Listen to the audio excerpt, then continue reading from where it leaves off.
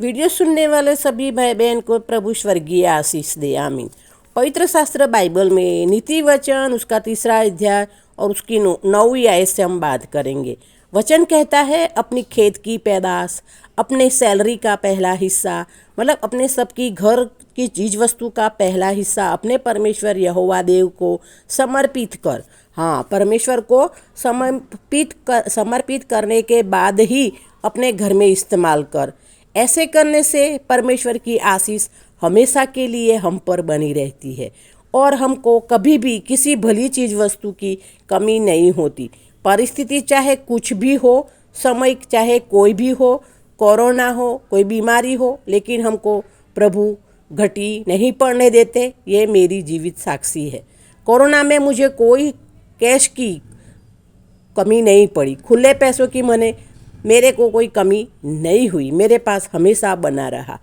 परमेश्वर के लोगों, पवित्र शास्त्र बाइबल नीति वचन उसका 19 अध्याय और 70वीं वचन कहता है कि गरीब पर दया करने वाला, हाँ, गरीब को देने वाला यहोवा देव को, यानी सकल सृष्टि के इस रचना करने वाला, आप सबको, हम सबको पैदा करने वाला यहोवा देव को, परमेश्वर पिता को आप उधार देते हैं, तो परमेश्वर हमारे सुकृत्य यानी अच्छे काम का बदला हमें जरूर देते हैं।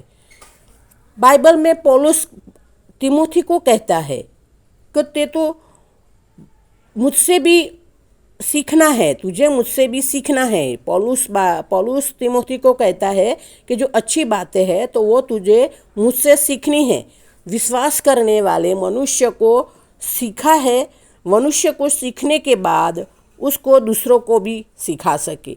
हाँ, पौलुस वही कहता है तिमोथी को कि तुझे विश्वास की बातें मुझसे सीखनी है और उसके बाद तुझे दूसरे विश्वासियों को भी ये बात सिखानी है। तो आज मैं भी आपको कह रही हूँ, ये विश्वास की बातें हैं मैं जो आपको बता रही हूँ, आपको भी दूसरों को बतानी है ताकि इसकी आशीर्वाद हम सबको मिले।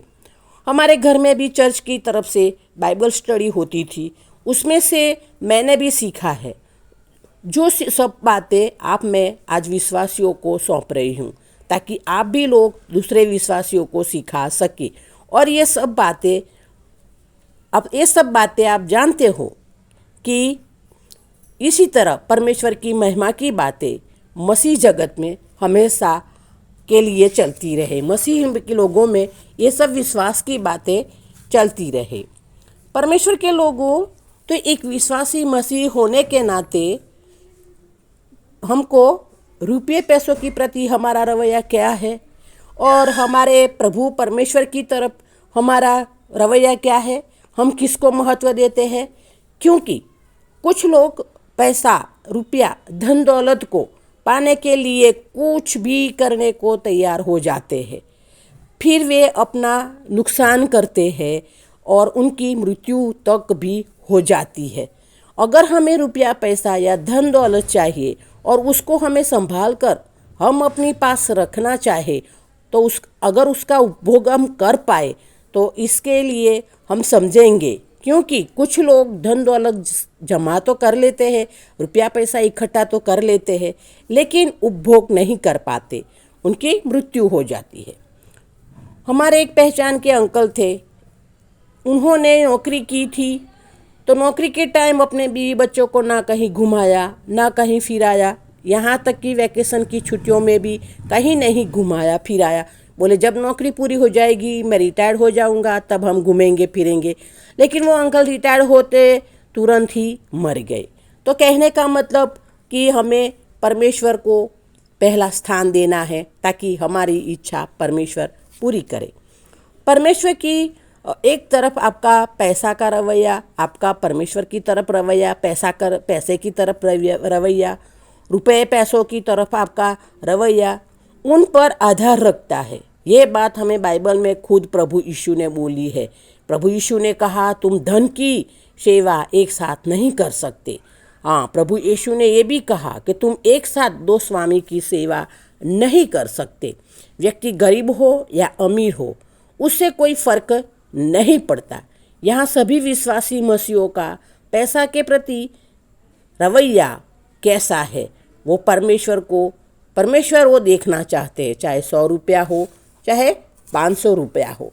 प्रभु देखता चाहते हैं हमारा रवैया, कि प्रभु की ओर हमारा रवैया कैसा है और पैसों की तरफ हमारा रवैया कैसा है। प्रभु हमारा मन देखता है, हमारा दिल देखता है।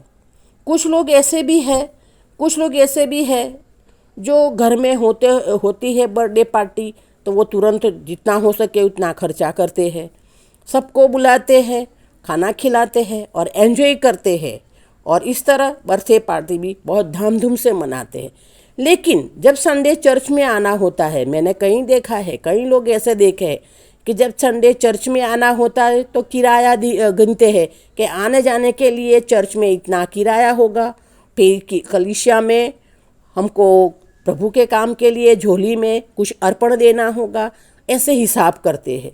और कभी कभी वो चर्च में भी नहीं आते, चर्च के काम के लिए भी कुछ काम है तो वो लोग नहीं आते।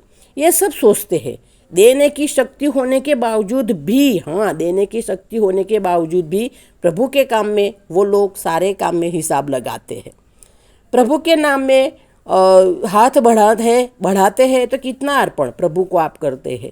मे बी पॉसिबल आप हजारों भी डालते हो, मैं ऐसा नहीं बोलती कि आप नहीं डालते, आपके शक्ति के मुताबिक जितना डालते हो, अगर आपकी शक्ति है उस हिसाब से आप दे सकते हो, निकालते हो। कभी 10 रुपए का नोट, और कभी क्या होता है फटी हुई नोट भी जो बाहर नहीं चलती, वो नोट भी आप कलीसिया के अर्पण में झोली में डालते हो। तो ये परमेश्वर के लोगों, परमेश्वर भी आपको ऐसा ही करेंगे। जब आप नई नोट प्रभु यीशु को काम के लिए दोगे तो परमेश्वर पिता आपको भी वैसे नई नोट देगी। जितना देंगे इतना प्रभु डबल आपको वापस करेगा, क्योंकि परमेश्वर पिता किसी का कर्जा नहीं रखता है।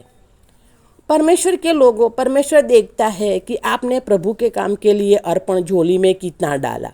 अर्पण की थैली में अर्पण हम गुप्त तरीके से डालते हैं, हम सोचते हैं कि कोई नहीं देखता, लेकिन प्रभु यीशु देखते हैं। प्रभु मसीह को सब पता चलता है, क्योंकि बाइबल में वो विधवा थी जिसने अपना सब कुछ, अपनी